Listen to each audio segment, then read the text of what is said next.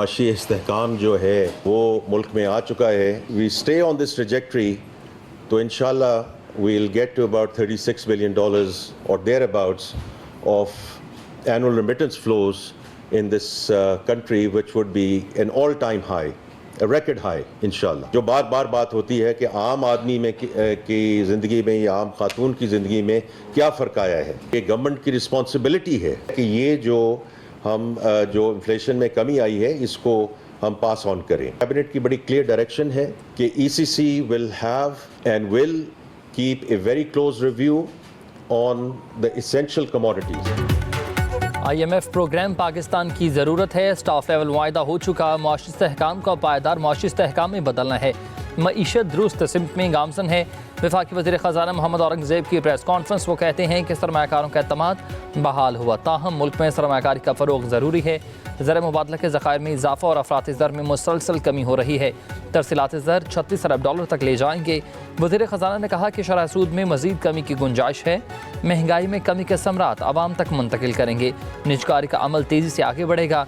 Tax returns file करने का तरीका आसान करेंगे। तनख्वाहदार तबके पर टैक्स रेट बजट में तय होगा। पेंशन इस्लाहात की ज़रूरत है।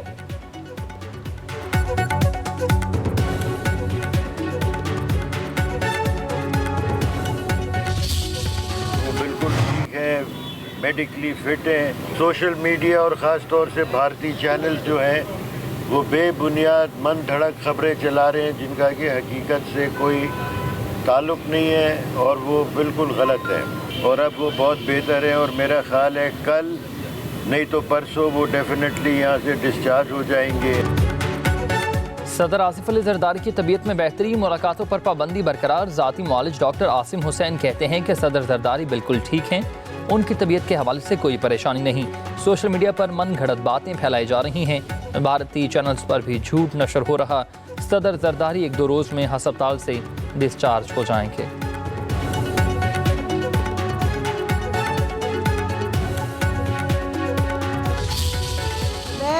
साहब की ज़्यादा बातों को रिस्पॉन्ड इसलिए नहीं करना चाहती क्योंकि मैं नहीं समझती कि जलसों में खड़े होकर और मीडिया के ऊपर बयानबाजी से इस मसले का कोई हल हो सकता है। हमारी कोई लड़ाई नहीं है, वो हमारे इत्तेहादी हैं, वो हमारे पर गोलाबारी करते रहते हैं। थोड़ा बहुत गोलाबारी का कभी कभार, अभी वो पंजाब का उनके लोग उठे थे, उन्होंने कहा पंजाब का पानी जो है वो यहाँ से काटेंगे कि वहाँ से काटेंगे। सिंध वाले कहते हैं हमारा पानी है, तो मैंने तो कहा था भाई पहले चेक कर लो और तय कर लो ये कौन सा पानी है। एक्चुअली इनको सिर्फ उसके ऊपर सियासत करनी है और सिर्फ कैनाल के मामले के ऊपर सियासत हो रही है। नहरी मंसूबे पर सदर की रजामंदी जुबानी नहीं तहरीरी है। मामले पर सिर्फ सियासत हो रही है। जलसों में बयानबाजी से मसला हल नहीं हो सकता। पीपल्स पार्टी इत्तेहादी जमात है, कोई लड़ाई नहीं। वज़ीर इत्तलात पंजाब अस्मा बुखारी का बिलावल भुट्टो जरदारी की तकरीर पर रद्द-ए-अमल। कहती हैं कि अली अमीन गंडापुर की वजारत आला खतरे में है। बिजली की कीमत में कमी आवाम को तोहफा है। खुशखबरी का मौसम आ गया है। वज़ीर आज़म जल्द एक और खुशखबरी सुनाएंगे। चंद यूट्यूबर्स को पाकिस्तान की तरक्की से तकलीफ होती है, उनकी साजिशें कामयाब नहीं हुई।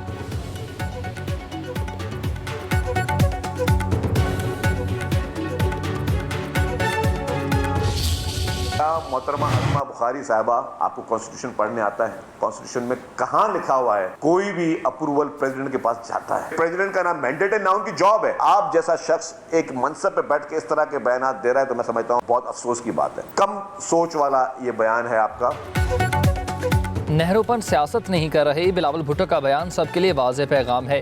पीपल्स पार्टी सियासत नहीं अपने लोगों के हुकूक की हिफाजत कर रही है। सिंध के सीनियर वजीर शर्जील इनाम मेमन का अस्मा बुखारी की न्यूज़ कॉन्फ्रेंस पर रद्द-ए-अमल कहते हैं कि क्या अस्मा बुखारी ने आइन पढ़ा है? कहाँ लिखा है कि सदर मुमलिकत मंजूरी देंगे? कोई अक्लमंद इंसान अस्मा बुखारी जैसा बयान नहीं दे सकता। शायद अस्मा बुखारी दोनों जमातों में टकराव चाहती हैं। उन्हें पीपल्स पार्टी के साथ कोई मसला नहीं तो बैठकर हल करें, ना कि गलत बयान दें। शर्जील मेमन ने कहा कि वज़ीर आज़म नहरों का मनसूबा ख़त्म करने का ऐलान करें। हमारे फैसले हमारी लीडरशिप करेगी। शर्जील मेमन का बैरिस्टर सैफ को सूबे की सिक्योरिटी पर तवज्जो देने का मशवरा। कहा कि PTI हुकूमत ने ही तालिबान के साथ दोस्ती की बात की।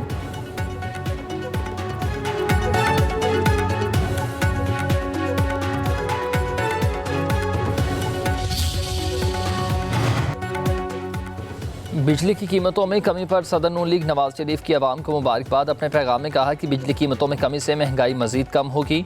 मुआशी इस्तेहकाम से आम आदमी की ज़िंदगी में बेहतरी आएगी। हुकूमत मिडिल क्लास और गरीब आवाम की ज़िंदगी में आसानी लाने की पूरी कोशिश कर रही है। उन्हें कोशिशों से ही महंगाई का खात्मा होगा।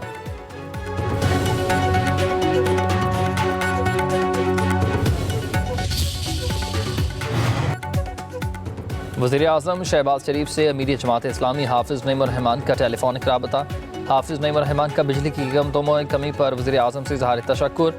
वज़ीर आज़म शहबाज शरीफ ने कहा कि मुश्किलात के बावजूद अवामी रिलीफ को अव्वलीन तरजीह दी। पाकिस्तान की तरक्की का सफ़र जारी रहेगा।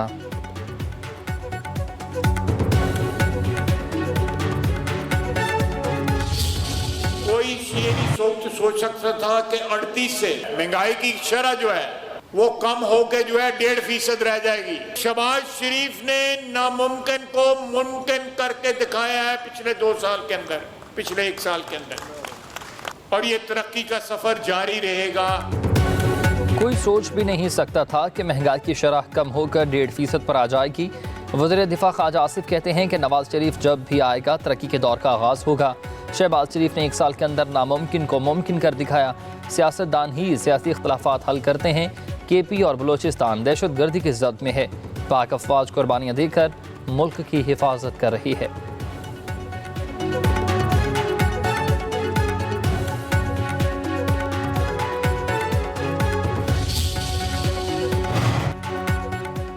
गुर्बत को कमज़ोरी समझा जा रहा है। शिकस्त सर झुकाने वाले को ही होती है।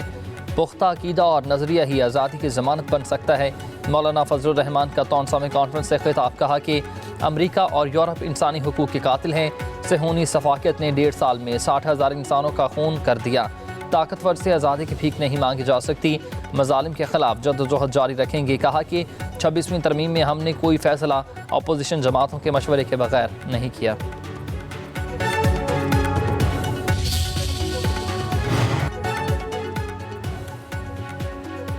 IMF का वफ़द बजट तजावीज़ का जायज़ा लेने के लिए पाकिस्तान में मौजूद। कल से बाज़ाब्ता मुज़ाकरात का आगाज़ होगा। IMF मिशन 30 महकमों के साथ कारकर्दगी बेहतर बनाने के लिए बातचीत करेगा। वज़ारत ख़जाना, स्टेट बैंक, FBR, मनसूबाबंदी कमीशन, निजकारी commission, auditor general, NAB, FIA, OGRA और दीगर महकमों के हुकाम से मुज़ाकरात होंगे। टैक्स रेवेन्यू इक़दामात, अखराजात पर कंट्रोल से मुतल्लिक़ भी बातचीत होगी। कर्ज अदायगियों के लिए बैरूनी फाइनेंसिंग और तरक्याती प्रोग्राम को हतमी शक्ल दी जाएगी। वादों पर अमल दरामद के जायजे के बाद कर्ज की अगली किस्त का फैसला किया जाएगा।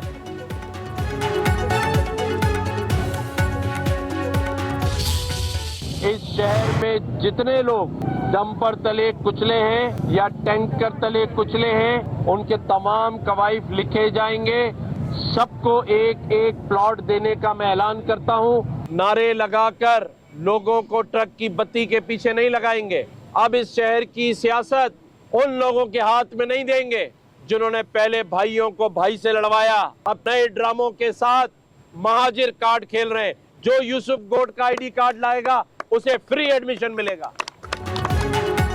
गवर्नर सिंह कामरान टिसोरी का कराची में डंपर तले कुचले जाने वाले अफराद के अहले खाना को प्लॉट देने का ऐलान। 12 अप्रैल को गवर्नर हाउस बुला लिया। कहा कि सियासी जमातें और डंपर माफिया मुझे तनकीद का निशाना बना रहे हैं।